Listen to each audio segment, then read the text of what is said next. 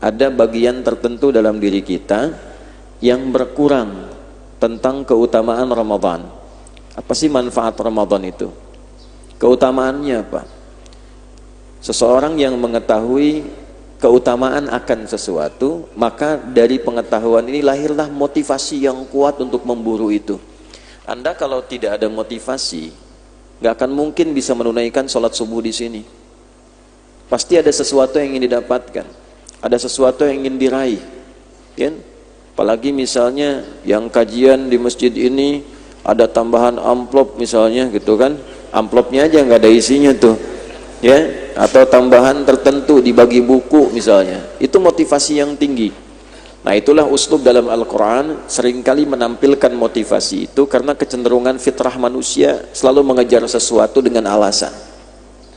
Nah untuk itulah kemudian ditampilkan oleh Nabi SAW berbagai keutamaan fadilah bulan Ramadan ini yang tidak didapatkan di bulan-bulan lain, yang tidak akan mungkin diraih di luar Ramadan, supaya kita punya motivasi yang kuat untuk meningkatkan ibadah di bulan Ramadan ini. Limadha nada' hadzal mawdu' kal ahamiyah fadl as-shaum atau fadail as-siyam, lianna min fitratil insan ahyanan yahtaj ila at-tashji'. نعم تشجيع لأعمال بعض الأشياء في حياته. فأنا ضربت لهم مثلا إذا أخبرتم بأنكم في صلاتكم الفجر هذا أيضا في توجد الهدية بعد انطلاقكم وخروجكم من هذا المسجد، سوف يعطى كل واحد منكم مثلا كتابا واحدا، وكتاب هذا مهم جدا، فكل واحد يرغب في أن يتحصل على هذا الكتاب. طبعا سيأتي ويحضر إلى هذا المسجد حتى قبيل أذان الفجر مثلا في الساعة 4:40 دقيقة، ربما يبيتون في الليل قبل وجود الفجر للحصول على الأقل ليس فقط للصلاة وإنما أيضا للكتاب المرغوب فيه. وكذلك في رمضان من فطرة الإنسان ربنا جل وعلا فهو الفاطر وضع الفضائل في بعض الأعمال الصالحة من أجل تحقيق فطرات الإنسان، لأن الإنسان عندما أحيانا يريد أن يحصل إلى غاية ما يحتاج إلى التشجيع. ماذا أجد بعد أن عملت هذا؟ فماذا أتحصل عليه من بعد ما كملت هذا؟ فوضع المصطفى صلى الله عليه وسلم بوحي من الله سبحانه وتعالى بأن يشرح لنا فضائل رمضان كي تكون تشجيعا لأمته، كي تكون أيضا تشجيعا ورغبة في الحصول على الارتفاع الدرجات العبودية، حيث إنه يستطيع أن يزيد أعماله الصالحة بغض النظر عن أعماله في 11 شهرا ما قبل رمضان. Paham? Tidak? Kalau قلت أنتم فهمتم لا، لكن أحاول يعني مزدوج بين في الترجمة بين العربية والإندونيسية. فإن شاء الله يشارك معنا في هذه الحلقة متميزة في هذا الصبح المبارك إن شاء الله المشايخ الكرام. Kita akan kolaborasi ya di subuh ini. طيب فأنا أفتح المقدمة ثم بعد ذلك أيضا إن شاء الله يتم ويكمل أحباؤنا من المشايخ بكليمات، ومن خلال هذه الكليمات أيضا يقوي الموضوع وأيضا يزيد من شرحهم المفيدة إن شاء الله. أما يتعلق بفضائل رمضان، nanti saya buka dengan mukaddimah, pendahuluan dalam hadis Al-Bukhari, kemudian nanti masyayikh melengkapi ya dengan tambahan-tambahan yang insya Allah kalau antum kan lihat saya sudah lebih banyak, lebih sering ya. Setiap bulan setidaknya sekali kan di Masjid Al-Azhar ini. Tapi lihat beliau-beliau ini kan belum tentu ya. Ana أخبرتهم بأنكم إن شاء الله يعني رأوني كثيرا، وعلى الأقل عندنا حلقة الشهرية في كل الأسبوع الأول من كل شهر في هذا المسجد المبارك الحمد لله، ورأوا وجهي بكثير، ولكن رؤيتهم لوجوهكم نادرة، لذلك نعطي لكم الفرصة أكثر مني. فلما أكدت إليكم فإذا وجد الماء بطل التيمم. طيب في الصحيح البخاري يوجد فيه 97 كتابا، داخل الكتاب. كتاب بمعنى الموضوع يعني في صحيح البخاري تمام. الجامع الصحيح المسند المختصر من أمور رسول الله صلى الله عليه وسلم وسننه وأيامه. فالمختصر من هذا الاسم صحيح البخاري. في داخل صحيح البخاري ليس فقط كتابا حديث، وإنما منهج الحياة، منهج الحياة المنتسب إلى جميع ما نقل من رسول الله صلى الله عليه وسلم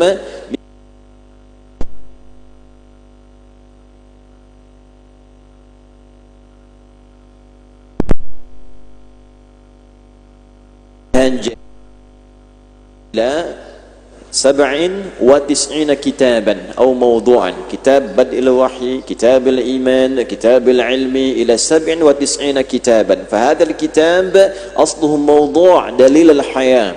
Jadi Sahih Al-Bukhari itu bukan sekedar kitab hadis, tapi di dalamnya kurikulum kehidupan yang diajarkan oleh Nabi, yang disusun kemudian oleh Imam Al-Bukhari. Selama Nabi hidup nyampaikan apa, Imam Al-Bukhari kemudian mencari informasi itu sesuai kemampuan dan eranya, menghimpun itu dalam kitab beliau, diberi namalah kemudian ini kumpulan komprehensif, pedoman hidup yang bersumber dari Nabi.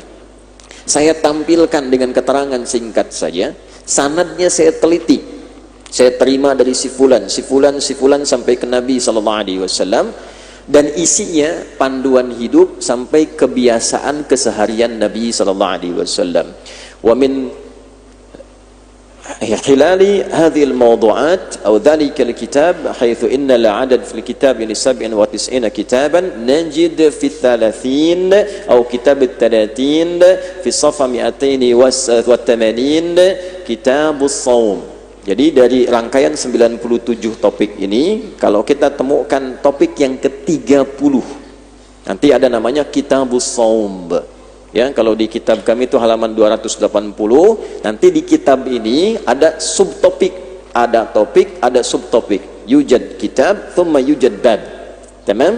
Kitabus Shaum, fa fil bab min khilali hadzal kitab najidu 69 baban. وداخل كل هذه الأبواب توجد 121 hadithan.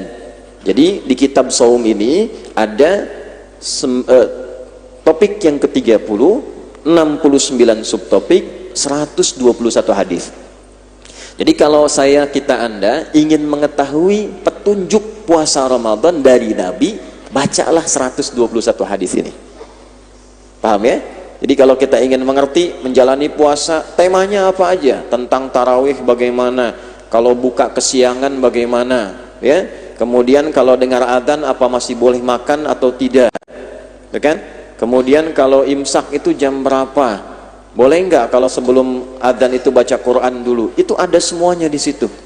Bab personal, bab keluarga, sampai bab secara sosial. Tamam? Jadi urutannya ayatul Qur'anil Karim, kemudian subtopik bab, kemudian hadis Nabi sallallahu alaihi wasallam. Fa min khilali hadhihi al-abwab 69 baban najidu fil bab ats-tsani ma yusammihi al-Imam al-Bukhari bi bab fadl shaum. Nah, jadi dari 69 bab ini subtopik kita temukan di subtopik yang kedua namanya keutamaan puasa, fadlus shaum. Ya, maksud saya cerita 15 menit ini untuk mengantarkan dari keutamaan puasa ini, dalil Qur'annya apa, hadisnya apa, keterangannya bagaimana, nanti syarahnya para masyayikh yang menjelaskan. Ana qaddamtukum hadhil muqaddimah li abda litartib wa yuwasil ila mawdu' al-sulb al-mawdu' tamam ma yata'allaq bi fadl as-siyam wa huwa ad-dalil min al-Qur'an thumma min al-hadith thumma nantaliq ila asy-syarh wa yukammilu hadhihi asy-syuruhat al-masyayikh al-kiram.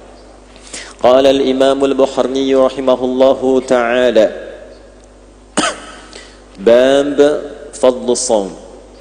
Haddathana Abdullah bin Maslamah عن مالك عن أبي الزناد عن الأعرج عن أبي هريرة رضي الله تعالى عنه أن رسول الله صلى الله عليه وسلم قال الصيام جنة فلا يرفث ولا يجهل wa ini mar'un qatalahu aw syatamahu falyaqul inni sha'imun marrataini la khulufu famis shaimi atyabu 'indallahi ta'ala fi riwayatil muslim atyabu 'indallahi ta'ala yaumal qiyamati min rihil miski yatruku ta'amahu wa syarabahu wa syahwatahu min ajli as-siyamu li wa ana ajzi bihi wal hasanatu bi asyri amthaliha rawahul Bukhari wa kadzalika rawahul Muslim fi sahihi. Hadis riwayat Imam Al-Bukhari, Kitabus Shaum, bab Fadlus Shaum, bab yang kedua, nomor hadis 1894, diriwayatkan oleh Imam Muslim dalam kitab sahihnya, nomor hadis 1151. Imam Al-Bukhari menerima riwayat ini dari Abdullah bin Maslamah. Abdullah bin Maslamah menerima riwayat ini dari Malik. Malik menerima riwayat ini dari Abi Zinad. Abi Zinad menerima dari Al-A'raj. Al-A'raj menerima dari sahabat mulia Abu Hurairah radhiyallahu taala anhu, Abdurrahman bin Sahar. Beliau menyampaikan bahwa Rasulullah sallallahu alaihi wasallam pernah bersabda, keutamaan siam itu satu, junnah, bisa menjadi perisai dalam diri kita dari berbagai perbuatan maksiat. Yang kedua, maka untuk melatih munculnya perisai itu, kata Nabi, berlatihlah mengendalikan dirimu saat puasa. Makanya sering dulu penceramah mengatakan intinya pengendalian diri, kan? Nah, ini mengambil dari hadis ini. Maka berusahalah jangan berkata-kata kotor, jangan bertindak yang tidak pantas selama Ramadan. Kalau ada provokasi, katakan, tegaskan, saya sedang puasa, gak boleh melakukan itu. Sungguh orang yang bisa menjaga ini, bahkan dengan lisannya, maka dibangkitkan di hari kiamat dalam keadaan yang mewangi. Ciri orang yang benar puasanya itu dibangkitkan di hari kiamat, itu langsung keluar bau harum di lisannya, bau harum di mulutnya. Ini pertanda orang ini konsisten dalam puasanya, berhasil dia puasa, dan lebih wangi dibandingkan dengan kasturi. Kasturi itu istilah minyak wangi yang paling harum semuka bumi saat ini. Tapi orang yang benar-benar berhasil dalam puasa, diberikan oleh Allah tanda pada dirinya, selain masuk pintu Ar-Rayyan bab setelahnya nanti, 2 bab setelahnya, itu diberikan kemuliaan baru bangun sudah mewangi. Ya. Dan yang paling menarik, kenapa dia bisa meraih itu? Karena dia menunaikan puasa dengan benar. Dia bukan hanya meninggalkan makan, meninggalkan minum, meninggalkan syahwat, tapi dia melakukan itu semua karena Allah. Maka orang yang mengerjakan itu karenaku, kata Allah, keterangannya, aku akan berikan pahala sesuai ukuranku. Jadi ada ukuran standar, ada ukuran Allah langsung yang kasih. Karena dikerjakannya karena Allah, ya, dia buka karena Allah. Walaupun bukanya di Masjid Al-Azhar, dia ngejar buka itu bukan karena takjilnya enak, tapi memang Allah memerintahkan buka, dia lakukan itu. Maka diberikan ukuran pahala, paling sedikit satunya mendapat 10 kebaikan, paling sedikit. Tapi Ramadan nanti ukurannya akan lebih banyak. Wal masyayikh insyaallah biyatafaddalu bi syarhi hadzal hadits wa kadzalika ayyudhif ba'd al fadail fima yata'allaq bi fadli as-shaumi. Fa yabda insyaallah bi fadilat al-doktor Abdullah awalan بجناح الأيمن فعليه فليتفضل مشكورا مأجورا فأكون مترجما إن شاء الله. تفضل.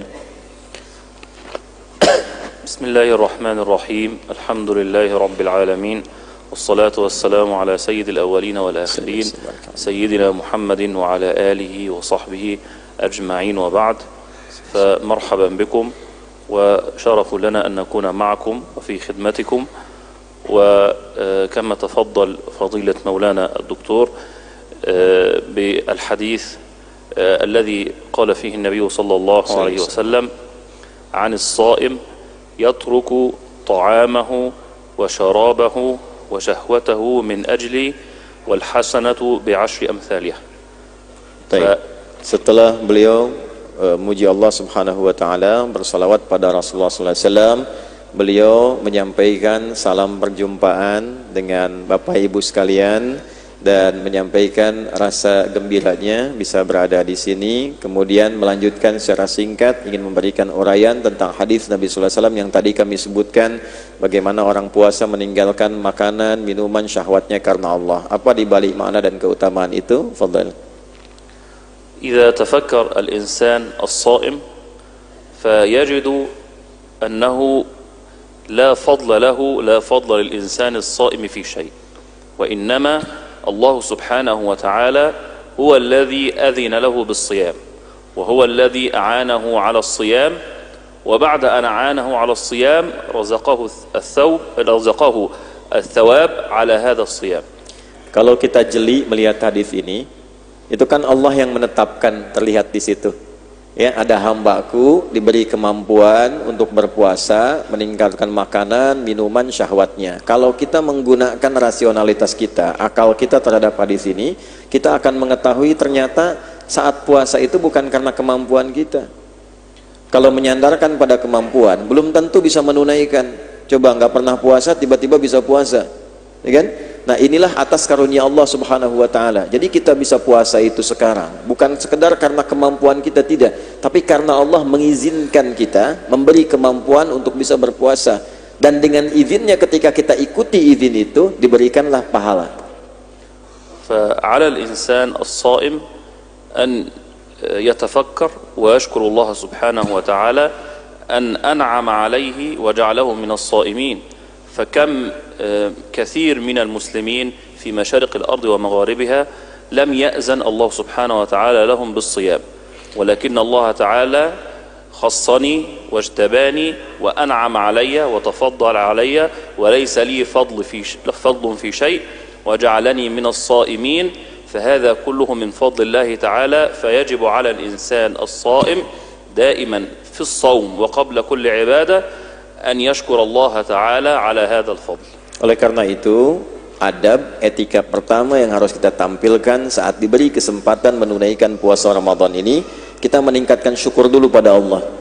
Berterima kasih kita yang terpilih, karena tidak semua orang hidup di dunia ini sekarang punya kesempatan untuk menunaikan puasa.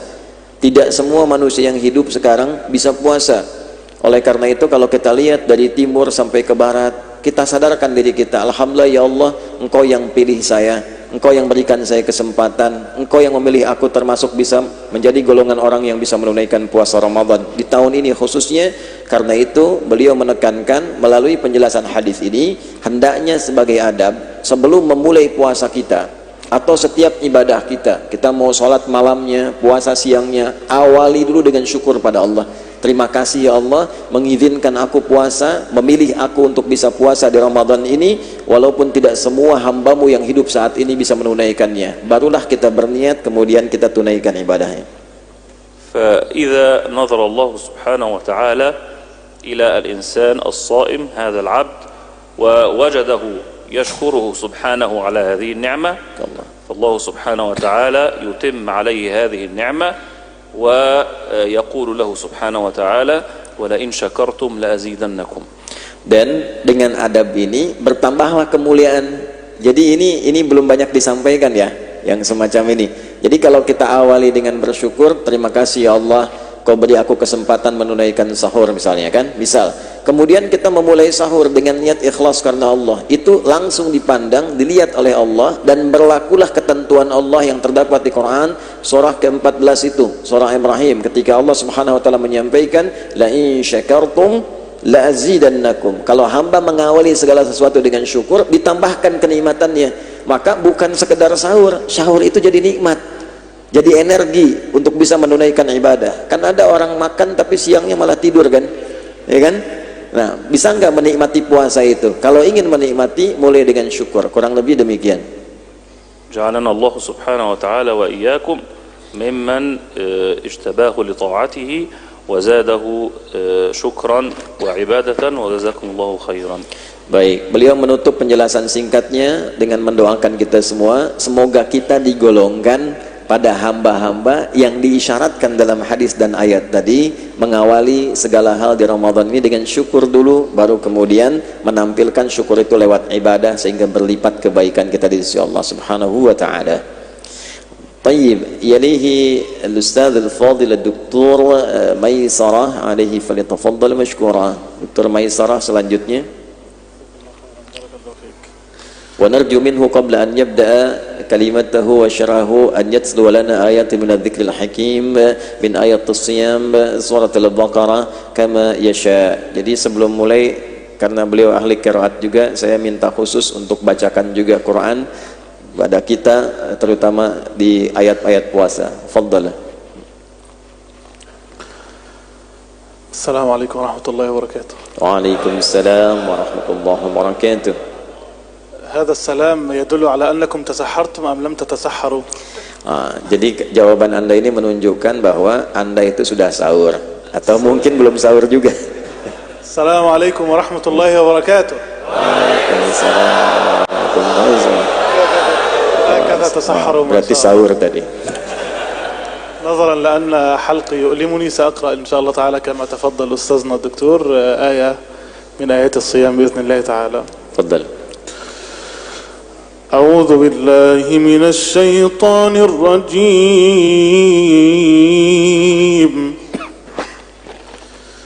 بسم الله الرحمن الرحيم.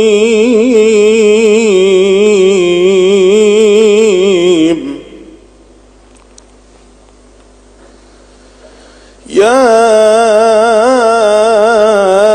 أيها الذين آمنوا كتب عليكم الصيام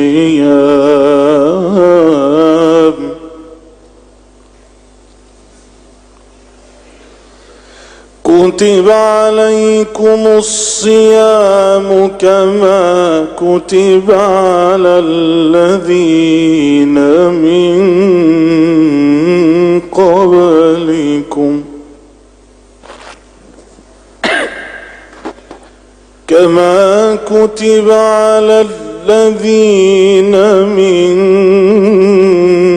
قبلكم لعلكم تتقون.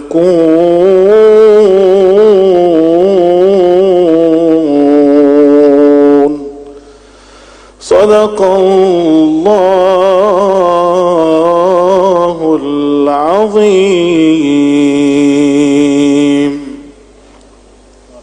الله يفتح عليك. الحمد لله رب العالمين، له الحمد الحسن والثناء الجميل. اللهم لا رافع لما خفضت ولا خافض لما رفعت ولا قابض لما بسطت ولا باسط لما قبضت ولا ينفع ذا الجد منك الجد. وأشهد أن لا إله إلا الله وحده لا شريك له، وأشهد أن سيدنا وحبيبنا وإمامنا محمد رسول الله صلى الله عليه وعلى آله وصحبه وسلم يا ربنا تسليما كثيرا. أما بعد، أيها الكرام، لا أريد أن أتكلم في كثير، إنما هي نقاط محددة. أولها، أشكر الله عز وجل أولا وآخرا، أشكره على ما أنعم علينا بأن نكن مصافحين لهذه الوجوه الطيبة. ثانيا، أشكر أخي الحبيب الأستاذ الكريم الدكتور الفاضل الدكتور آدي هدايات، فهذه هدية أهداكم الله عز وجل إياها، فحافظوا عليها وانهلوا قدر استطاعتكم من علمه. نفعنا الله وإياكم وإياه بعلمه والمسلمين، آمين.